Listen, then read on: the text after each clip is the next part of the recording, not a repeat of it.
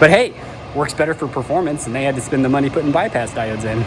So I was reading the brochure for a solar panel. Imagine that, actually seeing what the manufacturer says about it.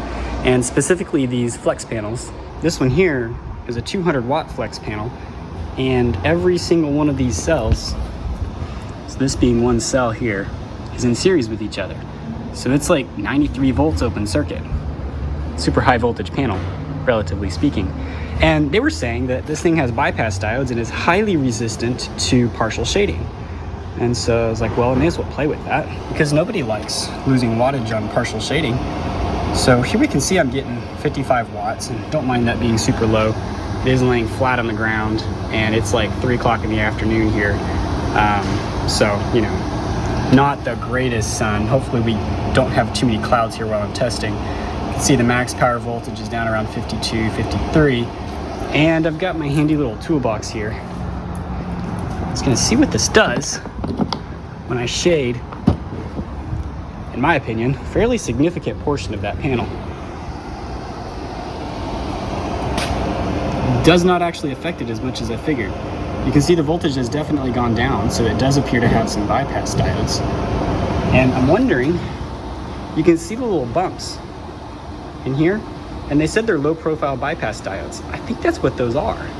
And it's bypassing certain pieces of the SIG solar cells. So very interesting. Now, I've talked before about how bypass diodes aren't primarily a performance thing, but they get advertised as a performance thing because that's what people care about, right?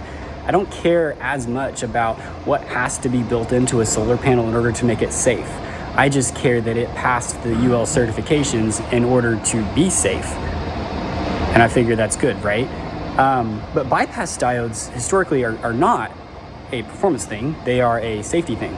And that's because if the bypass diode isn't there and something is shaded for a long period of time, that current goes through, cells can get hot, things can burn up, fires could start.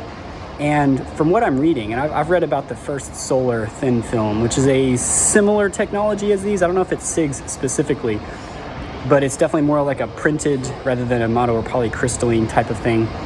And with those solar cells, they even with their bypass diodes will say you cannot install these where they're gonna have partial shading. You have to be careful when walking in front of a solar panel so that you don't partially shade it and blow out the solar panel. And I'm like, what the heck? So that's probably the reason that this has so many bypass diodes in it, is because it'll damage the panel if you didn't have them in there and it did end up in a partial shaded scenario. Learn something new every day, right? But hey, works better for performance, and they had to spend the money putting bypass diodes in.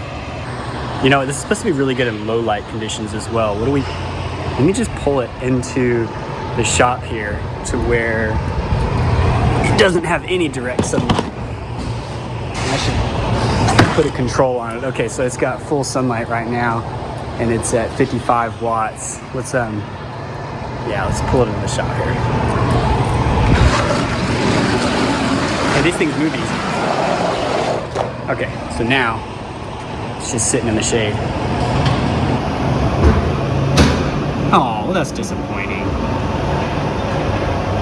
So this is a 24 volt battery. We'll put 27, so you can see it's got the voltage of the panel down below the voltage of the battery, and it can't get any current out of it. But you know, it's only fair. It is literally all in the shade.